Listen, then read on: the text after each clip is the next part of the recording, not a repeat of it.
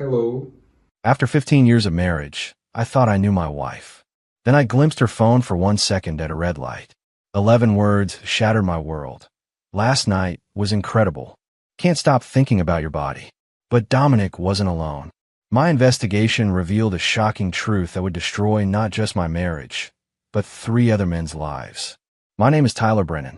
I'm 44 years old, and until 3 months ago, I thought I had a pretty decent life. A successful career, a nice house in the suburbs of Portland, and a wife of 15 years who I believed loved me as much as I loved her.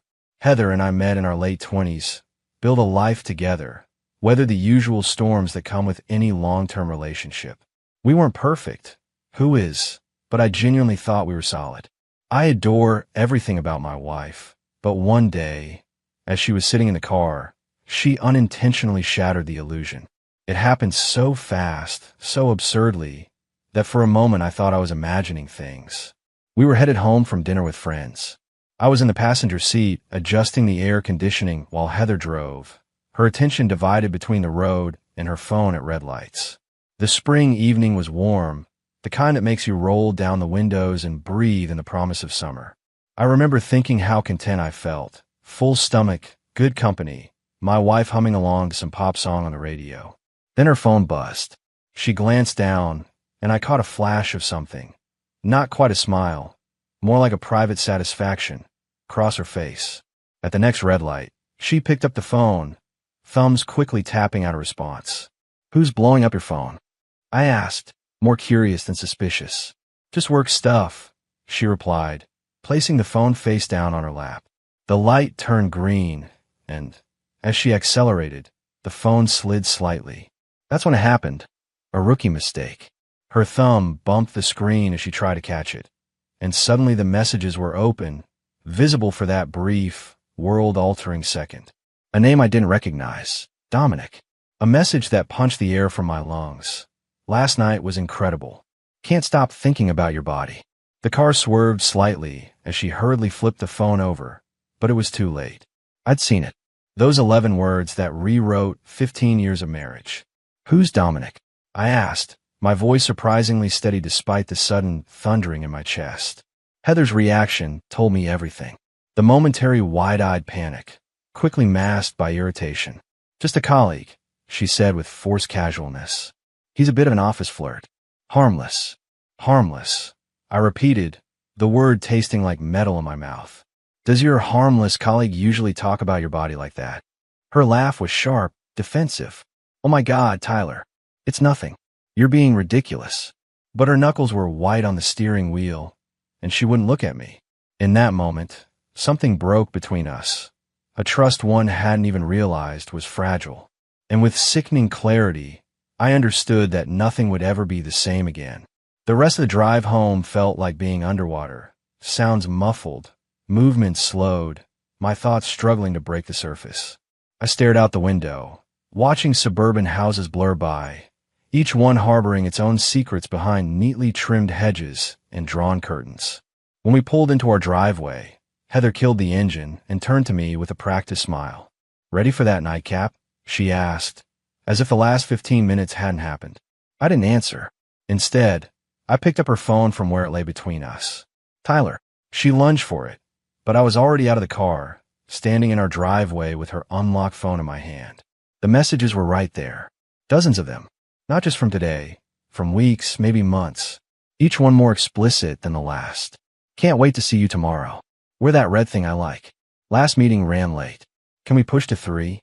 Need at least 2 hours with you. Still tasting you." My stomach churned. I looked up to see Heather standing by the car, her face a mask of cold fury rather than shame. "Give me my phone." Her voice was low, controlled. "How long?" I asked. "This is ridiculous. You're invading my privacy over nothing." I laughed, a hollow, unfamiliar sound. "Nothing? You call this nothing?" I held up the phone, its screen illuminating the growing darkness between us. "It's just flirting." "God, Tyler, when did you become so insecure?" Her dismissal hit like a physical blow. Not just the lie, the contempt behind it. "Stop lying to me." I was shouting now, not caring if the neighbors heard. "I can read. Heather, these aren't just flirting. You're sleeping with him." Something shifted in her expression then, calculation replacing defiance. She stepped closer, lowering her voice. Fine. It happened once. A mistake. I was going to end it. The ease of the lie was almost impressive. But I'd already scrolled further back, seen the patterns. The working late nights. The weekend seminars. Once, I scrolled to another message. What about same hotel as last time? What about Tuesday was perfect? Her eyes narrowed. You know what? I don't need this.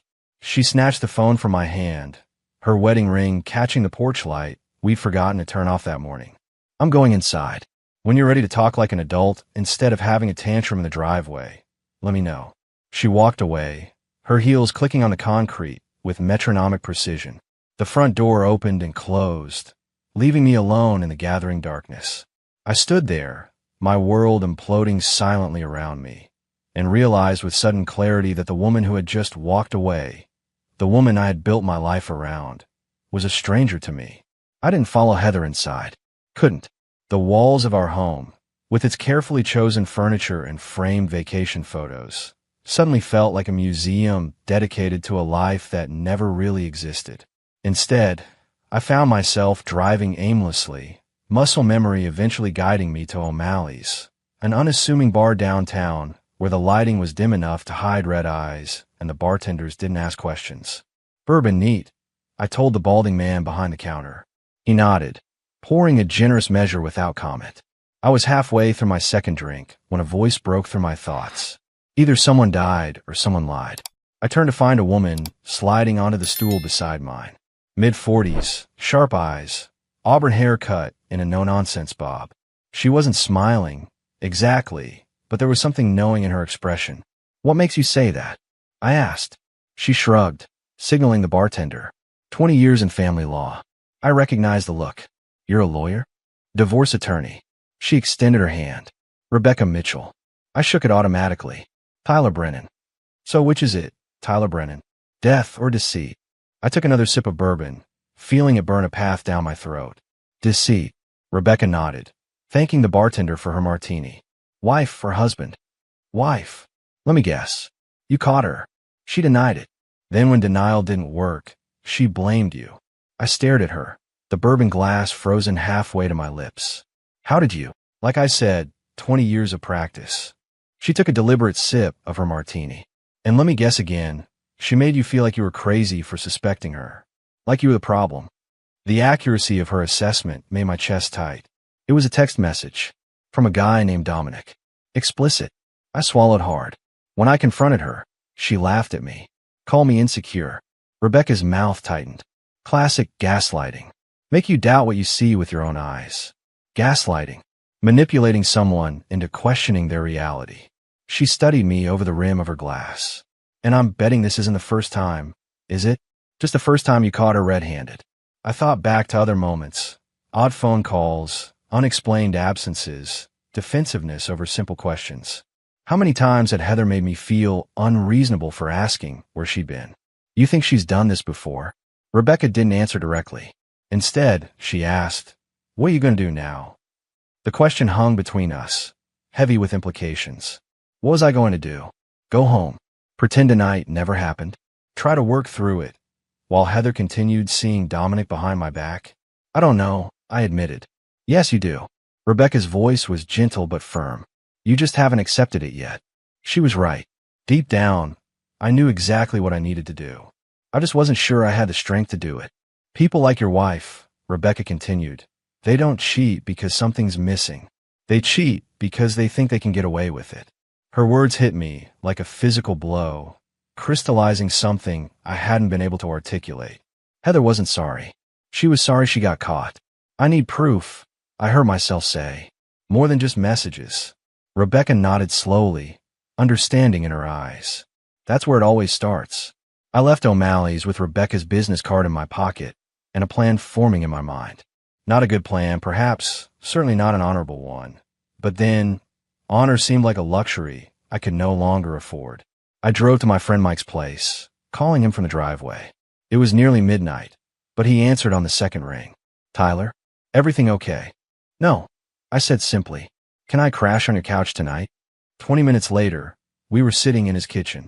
Mike listened silently as I laid out the evening's events, his expression darkening with each detail. "That's messed up, man," he said when I finished. "What are you going to do?" "I need to know everything," I replied. "How long's been going on? If Dominic is the only one." Mike leaned back, running a hand through his disheveled hair. "You think there are others?"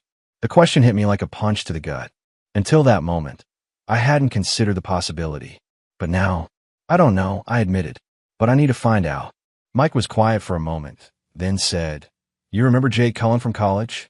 Works in digital security now. Specialized in electronic forensics or something." I vaguely recalled a lanky guy with glasses who'd always been surrounded by computer equipment. "You still in touch?" Mike nodded. "He owes me a favor. Big one." The next morning, after a restless night on Mike's couch, I met Jake at a nondescript coffee shop downtown. He looked older, more polished, but still had that intense focus I remembered from college. "Mike, fill me in," he said, sliding into the booth across from me. "Sorry about your situation." I nodded, not trusting myself to speak. "Here's what I can do," Jake continued, all business. "If you have access to her accounts, email, social media, cloud storage, I can help you extract and analyze the data. Text messages too, if you can get her phone. It's not exactly."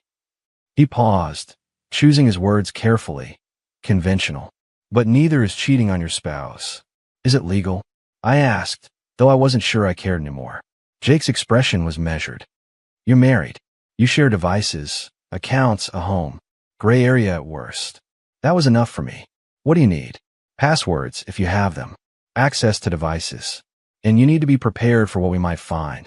His eyes held mine. "Some things you can't unknow, Tyler."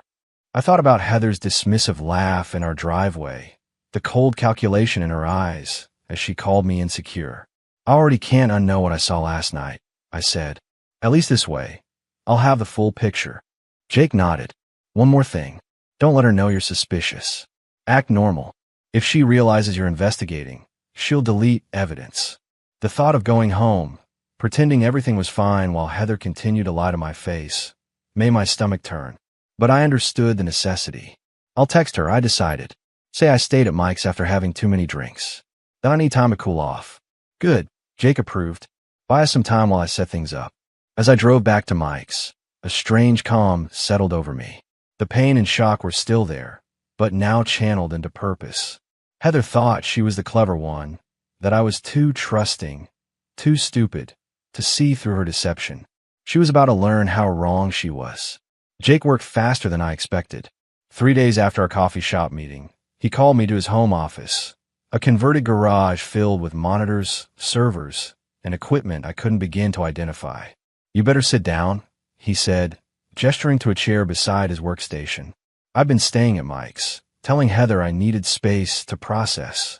She'd alternated between angry texts accusing me of overreacting and sweet messages reminiscing about our early days together. Classic manipulation that might have worked before, but now just strengthened my resolve. "How bad is it?" I asked, bracing myself. Jake's expression was grim. "Worse than you thought." He turned one of his monitors toward me. "Dominic isn't the only one." On screen was a spreadsheet with meticulous detail. Names, dates, locations, message excerpts. 3 columns of data, each with a different man's name at the top. Dominic, Scott, Jason. 3. My voice sounded strange, distant. "That I can confirm," Jake nodded. "All ongoing, overlapping relationships. Been going on for at least 14 months, based on the earliest communications I found." 14 months. Over a year of deception, of coming home to me after being with them, of lying to my face day after day. "The patterns are consistent," Jake continued, professional despite the personal nature of what he was showing me. "Hotel meetings during work events. Extended lunch breaks. Weekend seminars that don't exist." He clicked to another screen, a calendar view with color-coded entries. "Blue is Dominic, usually Tuesdays and every other Thursday.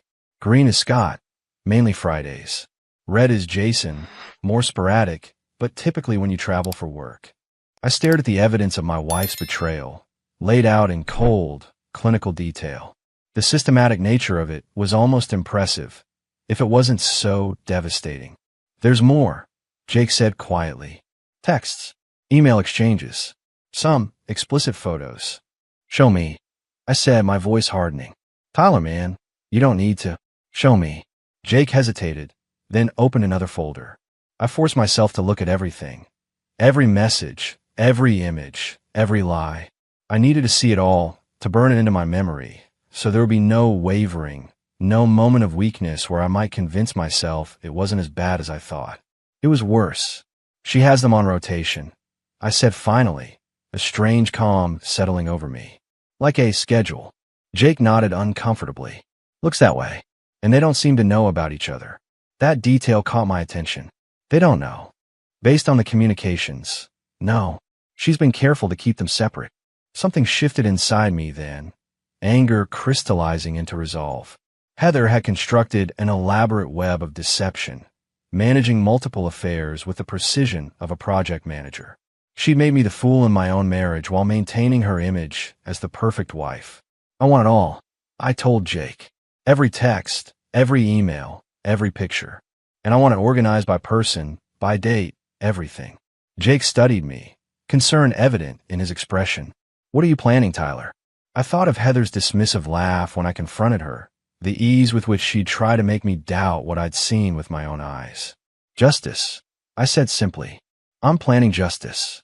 As I drove back to Mike's place, clutching a flash drive containing irrefutable proof of my wife's betrayal, a plan began forming in my mind. Heather thought she was clever, that she was in control. She was about to learn how wrong she was. For the first time since seeing that message on her phone, I smiled. Not with joy, with determination. I didn't return home immediately. I couldn't face Heather yet. Not until my plan was fully formed. Instead, I holed up at Mike's for another 2 days, poring over the evidence Jake had compiled. You're starting to scare me, Mike commented, watching me organize files on my laptop. You've barely slept. I'll sleep when this is over, I muttered, not looking up. The truth was, I never felt more awake, more focused. The shock and pain had hardened into something else. A cold, clear determination that kept me going when exhaustion threatened to overtake me. Rebecca, the divorce attorney from the bar, had become part of my inner circle. When I called her with what Jake had found, she agreed to meet with us immediately. This is comprehensive, she said, reviewing the files in Mike's living room. Most spouses don't have half this much evidence. What are my options? I asked. Rebecca leaned back, considering. Legally, with this evidence and Oregon's infidelity clause, you're entitled to a favorable divorce settlement. But I'm guessing that's not all you're asking. She was right. A favorable settlement wasn't enough. Not for the systematic humiliation Heather had subjected me to. I want her to lose everything, I said, my voice steady. Not just money. Her dignity. Her control. The careful image she's built. Mike shifted uncomfortably in his chair, but Rebecca didn't flinch. Then you need to dismantle her support system, she said matter-of-factly. These men, they're part of it, whether they know it or not. They don't know about each other, I clarified. Jay confirmed it. A slow smile spread across Rebecca's face. That's your leverage. The plan came together over the next 24 hours. Rebecca drafted divorce papers, citing infidelity with multiple named parties. Jake compiled dossiers on each of Heather's lovers. Dominic, a sales executive at a rival company. Scott, her yoga instructor. Jason, our neighbor's younger brother who'd moved to town last year. None of them know they're sharing her. I confirmed, reviewing the information. Each thinks he's the only one. That changes tomorrow, Rebecca said grimly. I finally texted Heather that evening, saying I was ready to talk. That I'd be home the next day, Friday, around 6 p.m. She responded immediately with a string of relieved messages, claiming she missed me, that we could work through this misunderstanding. What she didn't know was that Friday at 4 p.m., each of her lovers would receive an identical email from an anonymous account, containing proof of Heather's other relationships and an invitation to come to our house at 6:30 p.m. to discuss the situation. Meanwhile, I had one more call to make. Heather's parents had always adored me, believed wholeheartedly in our marriage. They deserved to know the truth, not a sanitized version Heather would inevitably craft. This feels extreme, Mike said as I prepared to call my in-laws. Is it? I countered. More extreme than carrying on 3 separate affairs for over a year? more extreme than laughing in my face when I caught her. Mike held up his hands in surrender. I'm not judging, man. Just be careful. There's no coming back from this. I don't want to come back, I said, realizing as I spoke that it was absolutely true. I want to burn it all down and walk away. The call with Heather's parents was predictably difficult. Her mother cried. Her father, a retired judge with an uncompromising sense of right and wrong, asked detailed questions, his voice growing colder with each answer I provided. We'll be there, he said finally. 6 o'clock. As I hung up, a strange calm settled over me. Tomorrow, Heather's carefully constructed house of cards would collapse spectacularly. The thought should have brought me satisfaction, but instead, I felt only a grim resolve, and beneath it, a hollow ache for the life I had believed in so completely. Get some sleep, Rebecca advised, gathering her things. Tomorrow will be intense. I nodded, knowing sleep would be impossible. How could I rest when tomorrow would be the day I finally reclaimed control of my shattered life? Friday arrived with a strange, electric anticipation. I spent the morning in Mike's apartment, reviewing the plan one final time with Rebecca and Jake. Remember, Rebecca cautioned, stay calm no matter what she does. The moment you lose your composure, you lose control of the situation. I nodded, tucking the flash drive containing all the evidence into my pocket. I won't lose control. Not this time. At 5:30 p.m., I pulled into our driveway. The house looked exactly as I'd left it days ago, a monument to the life I'd thought we shared.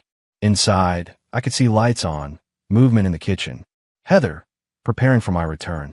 I took a deep breath and stepped out of the car. She was waiting in the entryway when I opened the door, her face a perfect mask of concerned affection. Tyler, she said, stepping forward to embrace me. I'm so glad you're home. I sidestepped her hug, watching her expression flicker with annoyance before settling back into practiced concern. We need to talk, I said. Of course, she agreed, gesturing toward the living room. I made your favorite dinner. I thought we could. I know everything, Heather. She paused, confusion crossing her features. What do you mean? Dominic, Scott, Jason. I enunciated each name clearly, watching her face. All of them. For over a year. The shock in her eyes was genuine, but brief, quickly replaced by calculation. She opened her mouth, no doubt to launch into denials, but the doorbell interrupted her. That would be your parents, I said calmly. My parents. Now real panic flashed across her face. Why are they? I invited them. They deserve to know why their son-in-law is filing for divorce. Her face hardened. You had no right.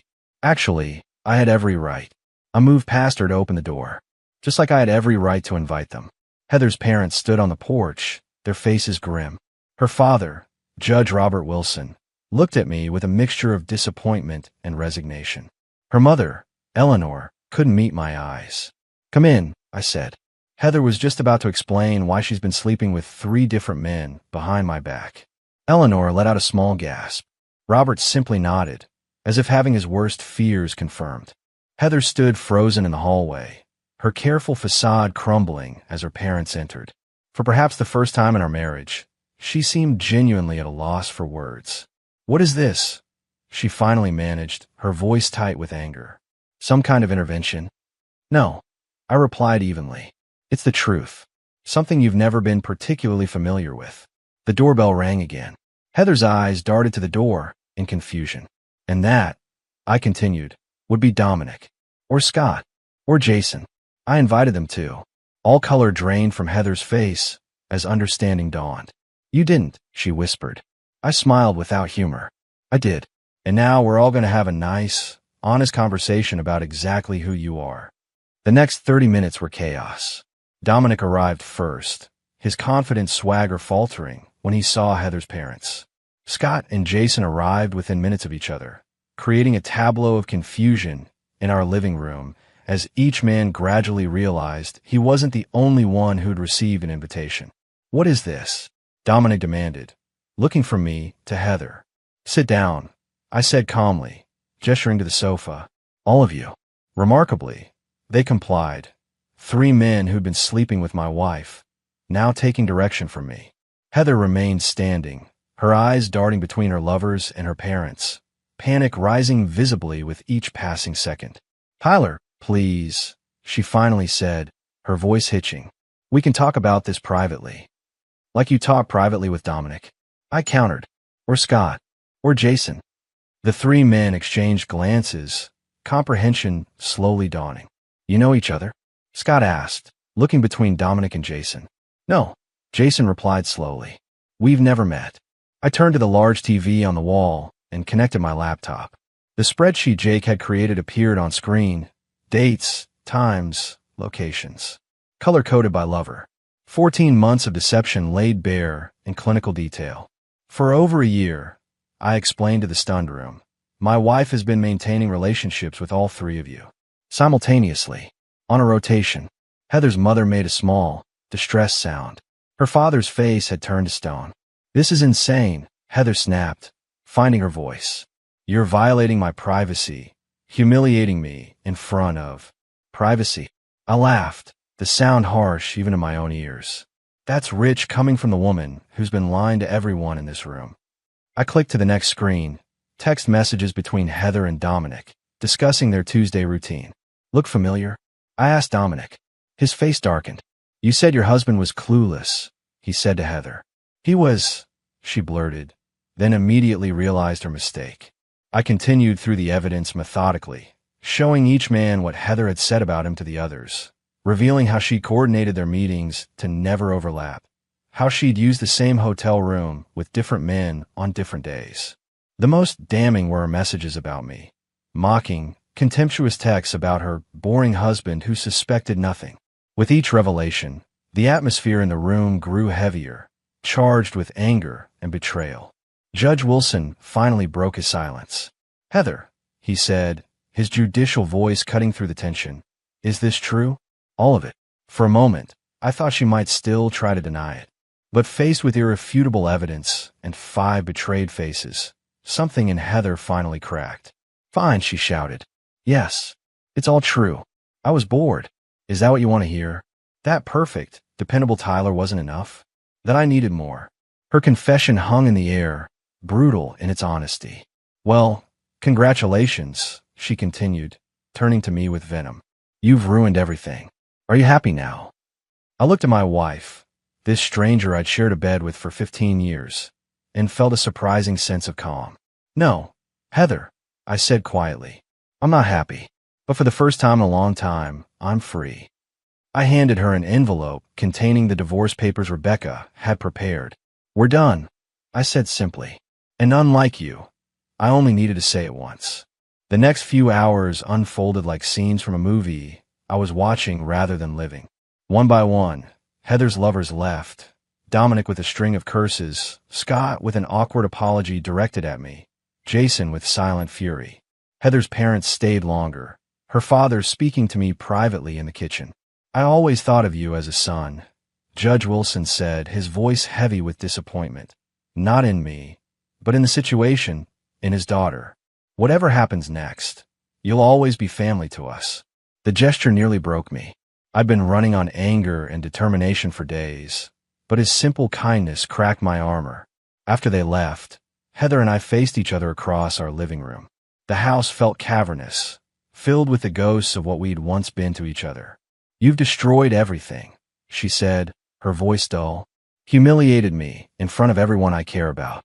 "No, Heather," I replied, fatigue weighing down each word. "You did that yourself." "So righteous," she sneered, a flash of the old defensive anger returning. "So perfect. Tell me, did it feel good? Getting your revenge?" I considered her question seriously. Did it feel good? The confrontation had brought no joy, no satisfaction, only a hollow vindication. It wasn't about feeling good, I finally answered. It was about the truth. Everyone deserved to know who they were really dealing with. She laughed bitterly. "The truth. As if you've never lied." "Not like this," I said quietly. "Never like this." Heather's shoulders slumped, the fight visibly draining from her.